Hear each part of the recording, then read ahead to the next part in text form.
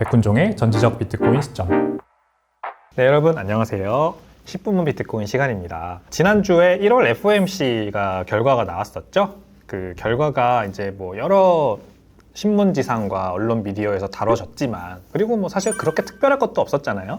그냥 기준금리 동결이었습니다. 근데 이거를 보고 제가 앞으로 비트코인이 어떻게 될지를 한번 생각을 해봤는데, 아주 중요한 인사이트를 좀 전달드려 보고자 합니다. 시사점, 어떤 것들을 우리가 엿볼 수 있었는가, 이거를 한번 말씀드려 보겠습니다. 맞습니다. 기준금리는 4.25에서 4.5%로 동결됐습니다. 이번에 동결할 거라는 예상이 많았죠. 왜냐면은 인플레이션이 생각보다 잘 잡히지 않고 있었고, 뭐 직전 발표된 CPI나 PCE 같은 것들은 예상치를 약간 하회하는 수준이 나와서 그래도 한 번 더 인하하지 않을까. 근데 아니었어요. 경기도 너무 좋았고, 그 다음에 인플레이션 잘 잡히지 않고 있다. 그래서 동결할 거라는 예상이 많았는데 역시나 그랬고요. 이거 이후로 그래서 앞으로 6월 달까지 기준금리 인하 없을 거다. 아니다, 연말까지 없을 거다. 지금 이런 전망이 우세한 상황입니다. 근데 이제 제롬 파월 의장이 FOMC 결과 발표를 할 때 인플레이션에 영향을 미치고 있는 불확실성 4가지가 트럼프 대통령의 관세, 이민, 재정, 규제, 이 4가지 부분이라고 했어요. 그리고 이 4가지 부분에서 발생한 급격한 변화들이 불확실성을 높이고 있고, 이게 앞으로 이제 데이터로 인플레이션이 어떻게 영향을 미칠 건지 데이터를 보면서 결정하겠다. 그러니까 지금은 일단 포즈, 일시 정지고 데이터를 보면서 천천히 결정하겠다라는 식으로 갔어요. 얘기를 했어요. 그래서 약간 트럼프 대통령의 뭐라 그럴까, 반기를 든 것까지는 아니고, 그냥 이제 지금 자기가 봤을 때는 아무튼 조금 이런 정책들이 인플레이션에 영향을 미칠 가능성이 있다라고 확실하게 얘기를 한 거죠, 사실상. 뭐 모르겠다, 나는. 뭐 내가 뭐 대통령은 아니겠지만. 하지만 불안하다. 나는 그러니까 지금 함부로 기준금리 인하 안 할래. 약간 그러니까 트럼프 대통령이랑 반대 노선을 지금 탔죠, 사실상 제롬 파월 의장이. 트럼프 대통령이 그러니까 바로 이제 자기 트루스 소셜에다가 이 반박을 했죠. 제롬 파월 의장이 지난 2년간 인플레이션 잡는데 실패해놓고 나한테 탓을 돌린다. 그러니까 내가 에너지 가격 확 낮춰가지고 인플레이션 낮춰버리겠다, 이런 식으로 바로 맞받아쳤습니다. 둘이 또 이제 이렇게 아웅다웅 하는 모습이 일기 때와 마찬가지로 또 벌어지고 있어요. 그 다음에 트럼프 대통령이 그래서 이제 캐나다와 멕시코에 각각 25% 관세 매기겠다 약속했고, 그거 실제로 이행을 했죠. 2월 1일 날 이행을 했는데, 이 멕시코에서는 바로 맞대응 선언을 했습니다. 이렇게 멕시코 대통령 클라우디아 셰인바움 대통령이 우리도 맞대응하겠다 라고 일단은 뭐 구체적인 안은 나오지 않았지만 발표를 했고, 캐나다 같은 경우에는 트리도 총리가 바로 나와서 이제 미국산 수입품에 25% 보복관세 부여하겠다라고 발표를 했습니다. 뭐 미국산 뭐 여러 가지가 들어오겠죠, 캐나다로. 25% 보복관세 부여했다. 그러니까 이제 글로벌 무역 전쟁이 본격적으로 시작된 거죠. 아주 흥미로운 상황이 벌어지고 있습니다. 자, 그러니까 이제 불확실성이 늘어난다. 아까 제롬 파월 의장이 얘기한 것처럼 불확실성, 그 단어에 집중을 하셔야 됩니다. 그랬더니 금값이 이렇게 또 사상 최고치를 찍었습니다. 2,800불, 온스당 2,800불을 넘었죠. 2,850불까지도 지금 갔는데 이제 곧 3,000달러 간다라는 얘기가 나오고 있습니다. 벌써 8% 올랐다. 트럼프 리스크의 사상 최고치 찍은 금값. 네, 금값 아주 요즘 계속 올라가고 있습니다. 비트코인 대 상위 10개 알트코인 이 가격 추이를 한번 볼게요. 지난 1년 차트고요. 비트코인이 오렌지색 선, 알트코인이 나머지 상위 10개입니다. 알트코인이 이제 파란색 선인데, 당연히 이제 USDT 같은 스테이블 코인은 뺀 거죠. 어떤 순간일진 정확히 알 수 없지만 아무튼 디커플링이 발생한 걸로 보입니다, 저는. 여기서 발생했다고 볼 수도 있고, 아니면은 이쯤 발생했다고 볼 수도 있을 것 같긴 한데, 뭔가 좀 트렌드가 달라졌다는 게 보이지 않으시나요, 여러분? 그러니까 여기까지는 완전히 붙어서 가다가 살짝 떨어져서 이렇게 가더니, 여기서부터는 이제 얘는 알트코인은 확연하게 꺾인 게 보이고, 비트코인은 그래도 버티면서 지금 가고 있는 게 보이죠. 횡보하잖아요, 그래도. 근데 이제 오늘 촬영일 기준으로 비트코인, 알트코인 다 또 많이 빠졌는데, 알트코인은 막 20%씩 빠지더라고요. 그래서 이렇게 빠졌을 거고, 비트코인은 한 5% 조정받은 걸로 보입니다. 자, 그렇습니다.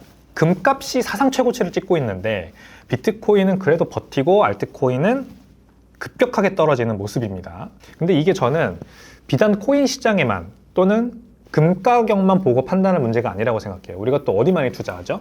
주식에 엄청 투자하잖아요. 주식시장에 투자하는 우리 서학개미들, 입장에서는 그러면 지금 무슨 상황이 벌어지고 있는지 제가 트렌드를 좀 정리를 해봤는데, 자, AI 반도체, 특히 HBM 섹터, 우리나라에서 가장 유명한 기업이 바로 SK 하이닉스죠. 이 SK 하이닉스가 완전 주도하고 있습니다. 지금 이 시장은요. 그래서 SK 하이닉스 주가는 1년입니다. 이것도 1년 기준으로 50% 상승을 했는데, 마이크론과 삼성전자가, 특히 삼성전자가 완전히 지금 여기서 제외되고 소외되고 있는 걸 볼 수가 있어요. 그러니까 섹터별로 보면은 주도주가 하나 있고 나머지는 잘 못 따라오고 있는 트렌드가 여기서도 지금 보입니다. 마이크론 그리고 삼성전자, HBM에서 SK하이닉스에 완전히 밀려서 지금 주가가 굉장히 좋지 않은 상황. 제가 1년 차트 봤을 때 SK하이닉스는 굉장히 좋죠. 막 영업이익이 8조씩 나오고 그러더라고요. 이거는 아무도 예상 못한 결과입니다. 그죠? 굉장히 잘하고 있는 지금 상황이고, 자동차 보시죠. 자동차 굉장히 안 좋았죠. 근데 페라리 혼자 버티고 있습니다. 페라리는 아주 좋습니다. 그래도 17% 버텨주고 있고, 근데 포르쉐, 폭스바겐, 벤츠, 도요타 전부 다 뭐 BMW 뭐 이런 거 다 못 넣었는데 다 마찬가지입니다. 다 쭉 흘러내렸고 페라리 혼자 버티고 있는 상황. 자, 런닝 뭐 트렌드 굉장히 유명하죠. 제가 이제 제 비트맥시 투자 클럽에서도 늘 강조하는 지금 현재 투자 트렌드 중 하나인데, 런닝화 섹터도 보시면 보라색 혼자 날아가는 거 이거 뭔가요? 아식스. 굉장히 잘 되죠. 좋죠. 근데 나머지도 좋긴 한데 아식스가 워낙 좋아가지고 상대적으로 누워버리는 겁니다, 지금. 그리고 온 홀딩스, 온 클라우드로 유명한, 그리고 데커스가 근데 실적 발표하고 엄청 꺾였어요. 근데도 아직도 연간 기준으로 37% 상승입니다. 데커스는 이제 겨울로 치면은 어그화를 만드는 곳이죠. 그리고 여름에는 호카라는 이제 러닝화 브랜드가 있는 곳입니다. 근데 우리가 전통적으로 잘 알고 있던 나이키와 아디다스 보면은 상대적으로 참 좋지가 않아요. 그러니까 러닝도 주도주가 하나 완전히 끌고 가는, 이게 꺾이면은 아마 러닝화 섹터도 이제 주식이 전반적으로 다 빠지지 않을까. 이 기준금리 인상은요, 통상 12에서 18개월 뒤에 인플레이션에 영향을 미쳐요.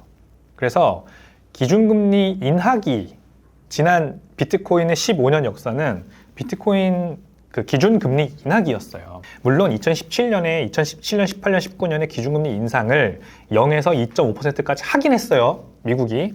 근데 그때는 1980년부터 시작됐던 인하기에서 살짝 올린 거에 불과했어요. 이 트렌드를 봐야 되거든요. 여기 보세요. 1980년도에 기준금리가 무려 20% 가까이 올랐다가 계속 내려가는 추세였다는 거죠.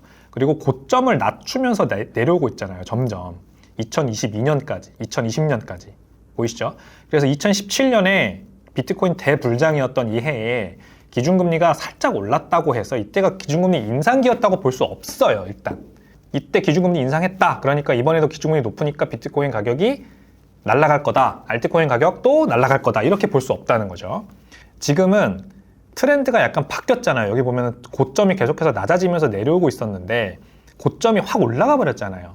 그러면은 지금 보세요. 연준이 기준금리 인하를 더 이상 못하겠다, 트럼프 정책들이 어떤 영향을 미치는지 보면서 속도 조절하겠다라고 하는 마당에 여기에서 이렇게 확 꺾일 거라고 우리가 예단할 수 있어요. 지금 못한다, 이거는 더 이상 못해요. 불확실성이 너무 커졌어요.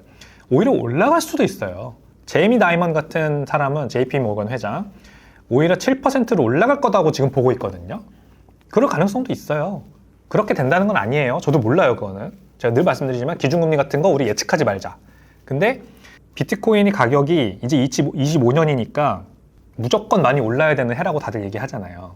21년에도 올랐고 27년에도 올랐고 13년에도 올랐으니까. 근데 25년에도 그러니까 이제 4년 주기 사이클 마지막이니까 무조건 오른다라고 하잖아요.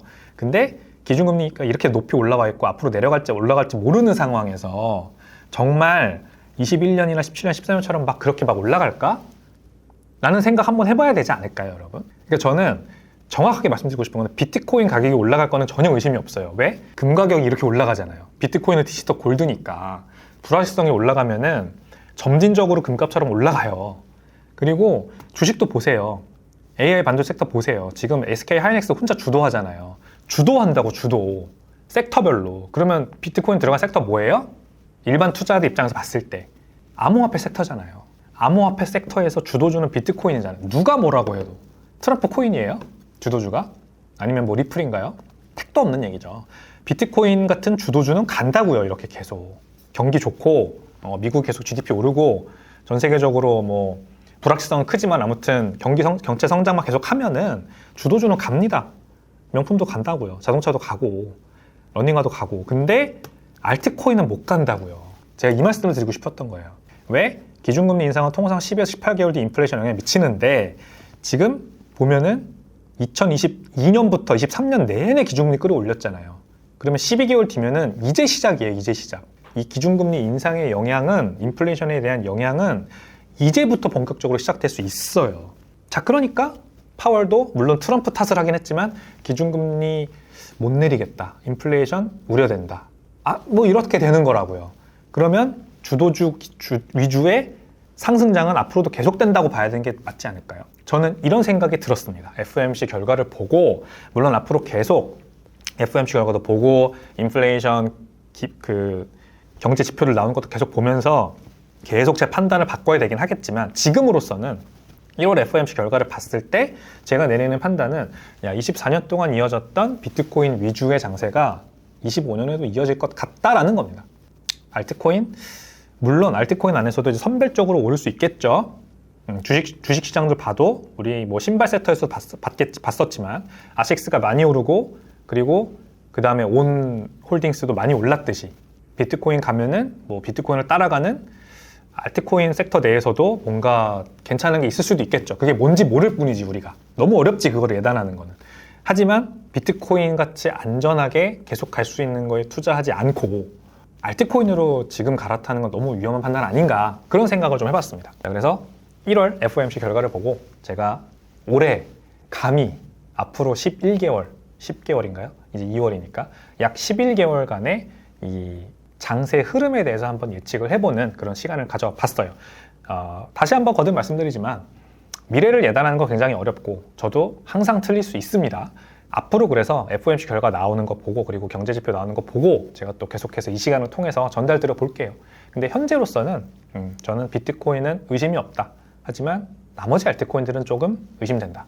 이렇게 결론을 내려보겠습니다. 네, 여러분 오늘 10분만 비트코인 시간도 재밌으셨다면요. 구독해주시고 좋아요, 알림 설정 부탁드리겠습니다. 저는 다음 시간에 찾아뵙겠습니다. 감사합니다.